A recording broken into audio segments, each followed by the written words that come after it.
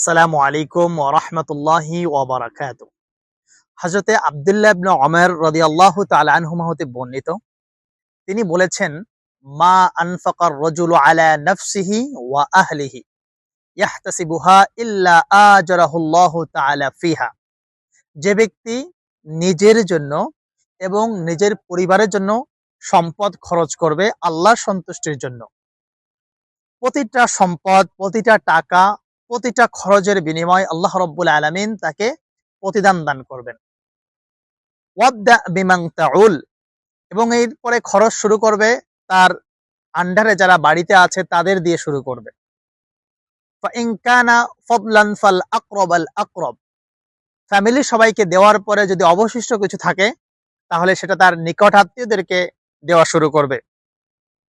ওয়া ইন কানা ফাদলান ফানাবিল, আর এর পরবর্তী দেওয়ার পরে যদি আরো থাকে তাহলে এর পরে যারা আছে তাদেরকে দেওয়া শুরু করবে।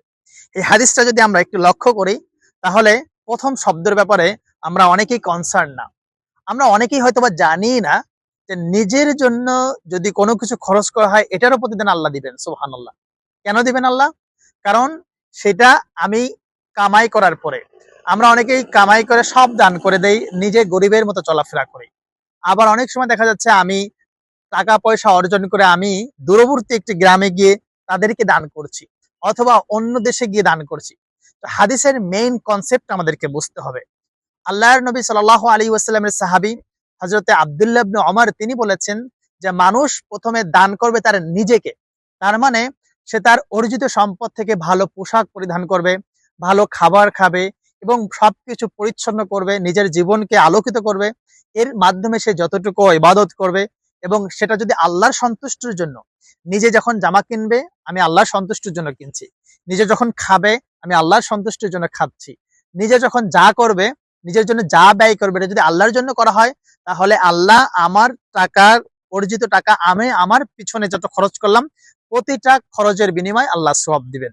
এরপরে আমরা অনেক সময় দেখা যাচ্ছে যে আমরা আমাদের পরিবারদেরকে দান করলে, এখানে দান না, এখানে খরচ করা, পরিবারের জন্য খরচ করলে আমরা অনেক সময় পরিবারের জন্য খরচ করতে চাই না। আমরা সবসময় কেন যেন বাইরে দান করতে পছন্দ করি, নিজের পরিবারের জন্য খরচ করতে চাই না। আমরা অনেক সময় দেখা যাচ্ছে একটা পরিবার, একজন ওয়াইফের সংসার চালাতে 10,000 টাকা লাগে, আমরা সেখানে কেমনে 8,000 দেওয়া যায় বা আরো কমে কিভাবে খরচ নিয়ে আসা যায় এটা নিয়ে আমরা ব্যাধিগ্রস্ত থাকি।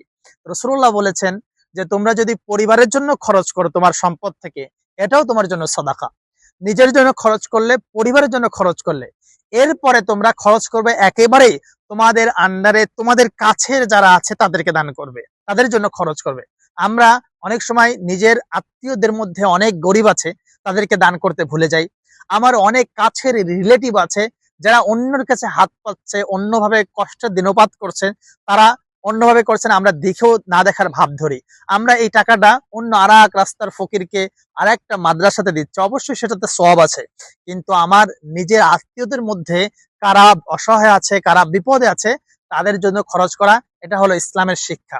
যার কারণে ইসলাম হলো একটা চেক অ্যান্ড ব্যালেন্স রিলিজন, যেখানে ওয়ে অফ লাইফ, সেখানে জীবনের প্রতিটা অঙ্গে, জীবনের প্রতিটা পদে পদে কিভাবে চলতে হবে, আমার টাকা কোথায় কিভাবে খরচ করতে হবে, সবকিছু ইসলাম দিয়েছেন। তা আসুন আমরা আমাদের অর্জিত টাকা নিজের জন্য কিছু খরচ করি, ওয়াইফ সন্তানদের জন্য, বাবা মার জন্য খরচ করি, এরপরে আত্মীয়দের মধ্যে যারা গরিব আছে তাদের জন্য খরচ করি। এরপরে গিয়ে যদি অবশিষ্ট থাকে তখন আমরা রাস্তাঘাট, মাদ্রাসা, যেখানে পাই আত্মীয় স্বজনদেরকে দান করব, গরিবদেরকে দান করব। আল্লাহ আমাদেরকে হাদিসটা বোঝা এবং এ অনুযায়ী আমাদের জীবনে, দৈনন্দিন জীবনে আমল করার তৌফিক দান করুন। আমিন।